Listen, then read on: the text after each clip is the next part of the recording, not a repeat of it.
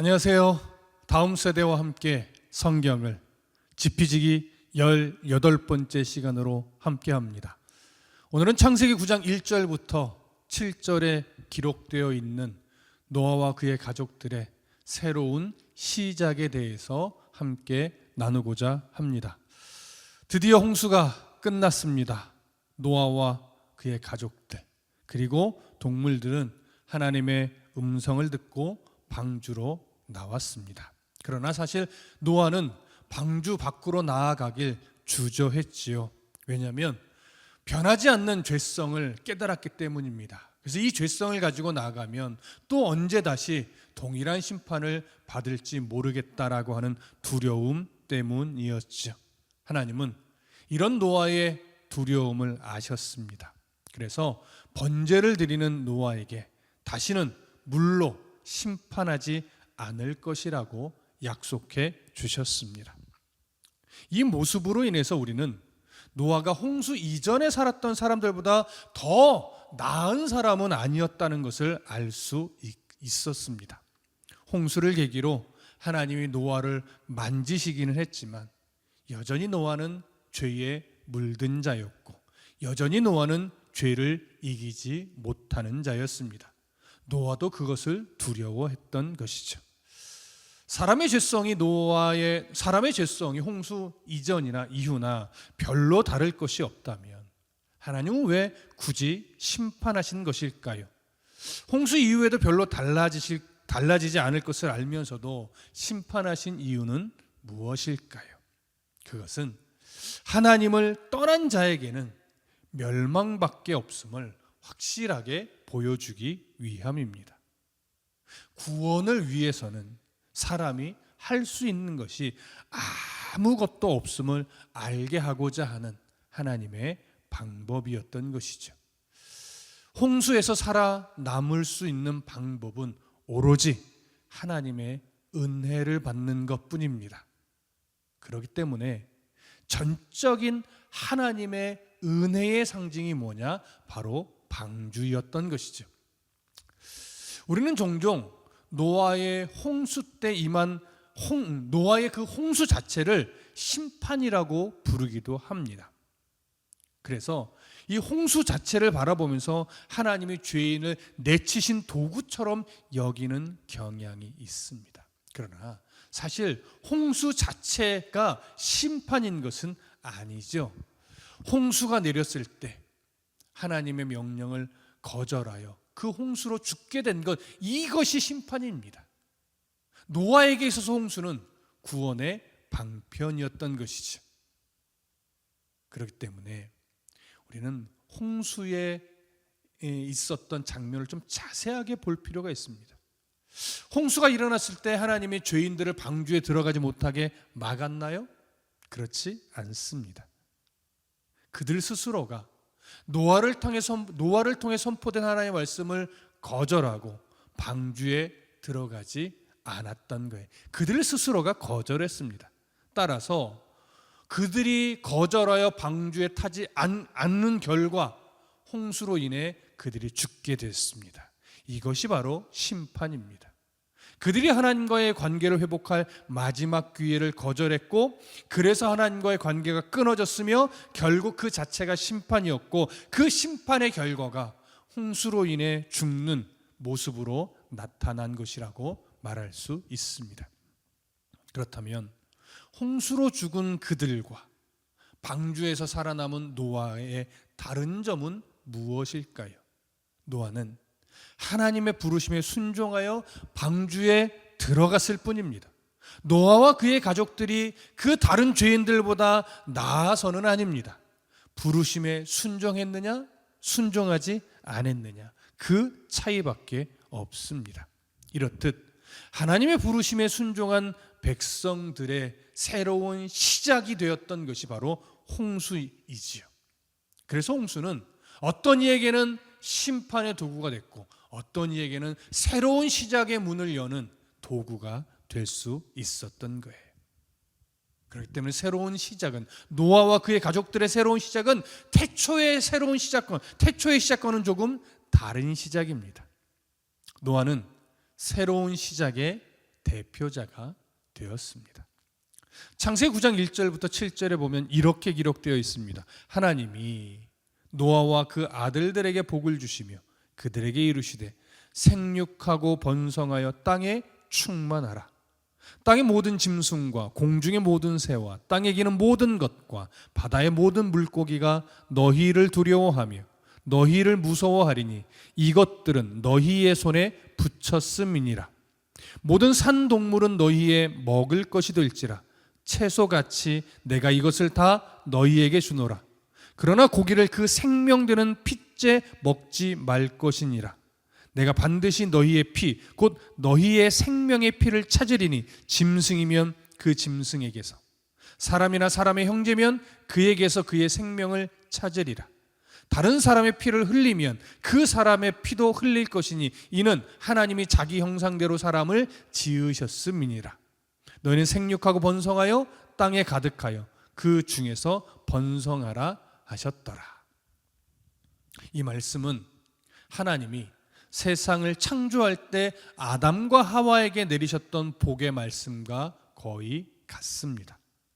방주에서 나오는 노아와 그의 가족, 그리고 동물들을 보면 하나님의 태초에 무에서 유를 만들었던 모습과 거의 흡사합니다. 방주에서 새 인류와 동물들이 나오는 그 모습이지. 하나님은 이들에게 태초에 하셨던 것처럼 생육하고 번성하여 땅에 충만하라고 말씀하셨습니다. 홍수는 분명 하나님의 심판이지만 단순한 심판이기보다는 하나님이 창조의 목표를 포기하지 않았음을 보여주는 하나님의 의지의 표현이기도 합니다. 창조물에 허락하신 복을 반드시 이루시려는 하나님의 의지를 이렇게 보여주신 것이죠. 하나님은 인류 구원의 근거를 사람에게 두지 않고 하나님 자신의 계획에 두셨습니다. 이것이 인류를 향한 하나님의 깊은 사랑입니다. 홍수 이후에도 노아와 그의 가족은 여전히 죄인의 모습이었지만 하나님은 그들이 죄를 극복하고 새 삶의 장을 열어갈 수 있도록 언약을 세우셨습니다. 8절부터 제가 성경을 조금 더 읽어드릴게요. 하나님이 노아와 그와 함께한 아들들에게 말씀하여 이르시되 내가 내 언약을 너희와 너희 후손과 너희와 함께한 모든 생물 곧 너희와 함께한 새와 가축과 땅의 모든 생물에게 세우리니 방주에서 나온 모든 것 곧 땅의 모든 짐승에게니라. 내가 너희와 언약을 세우리니 다시는 모든 생물을 홍수로 멸하지 아니할 것이라. 땅을 멸할 홍수가 다시 있지 아니하리라. 이 언약은 히브리 말로 베리트라고 되어 있습니다. 보통의 언약은 쌍방의 계약으로 맺어집니다. 그래서 계약을 어기면 이런 대가를 치른다 단서가 붙게 되죠. 하지만 지금 읽어드린 본문의 언약은 쌍방이 맺은 계약이 아닙니다. 하나님의 의지가 단서가 되어서 일방적으로 세워주신 언약입니다. 따라서 노아를 시작으로 생육하고 번성하여 땅에 충만하게 하는 역사가 누구의 의지로 진행된다는 것일까요? 사람의 열심인가요? 아닙니다. 하나님의 의지로 진행된다는 것입니다. 반드시 하나님의 의지로 이루신다는 언약입니다. 이런 의미에서 노아의 새로운 시작은 매우 중요합니다. 창세기와 출애굽기는 그래도 시간적 순서로 배열되어 있습니다. 하지만 모세가 창세기를 쓰던 때는 이미 창세기 시대는 지나가고 출애굽 시대를 지나가던 때였습니다. 그래서 우리는 이 창세기의 내용을 이해하기 위해서 출애굽이 먼저 이해된 상태에 있었던 이스라엘 백성들에게 그들의 질문에 대한 바른 답과 설명으로 기록된 것입니다. 그래서 모세는 출애굽한 이스라엘 백성에게 도대체 그들을 애굽에서 불러내신 하나님은 어떤 분인지, 애굽을 벌주고 그들을 살리신 하나님은 도대체 어떤 분인지 바르게 알려주려고 했던 거예요. 그래서 출애굽 과정에 있었던 이스라엘 백성들에게 이런 이유로 지금 창세기를 기록하여 메시지를 전하고 있는 것이죠. 왜냐하면 이스라엘 백성들이 광야에 나가서도 여전히 애굽에서 보았던 우상 숭배의 습성을 버리지 못하고 있었기 때문입니다. 그리고 그들은 뭔가 조금 부족하다 싶으면 늘 하나님을 원망하며 불평했기 때문입니다. 모세는 이스라엘 백성들에게 우상을 경멸하는 하나님에 대해 바르게 알려줘야 했습니다. 모세는 창세기를 통해서 하나님이 어떤 분인지 설명하면서 광야의 이스라엘 백성들에게 너희에게 일어난 모든 일은 그냥 우연히 일어난 것이거나 하나님이 즉흥적으로 이스라엘을 인도하신 것이 아니라 이미 창조 때부터 우리에게 이루고자 했던 목적을 위해 계획하신 그 계획 가운데 일어난 일이라는 것을 가르쳐 주고자 했던 것입니다. 하나님이 모든 역사를 주도함으로 불평하지 말고 하나님의 인도하심에, 하나님의 간섭하심에 순종하라고 했습니다. 신도 아니고 능력도 없는 우상을 섬기는 어리석음을 당장 버리라고 했습니다. 이것이 모세의 강조점이고 기독교 신앙의 핵심입니다.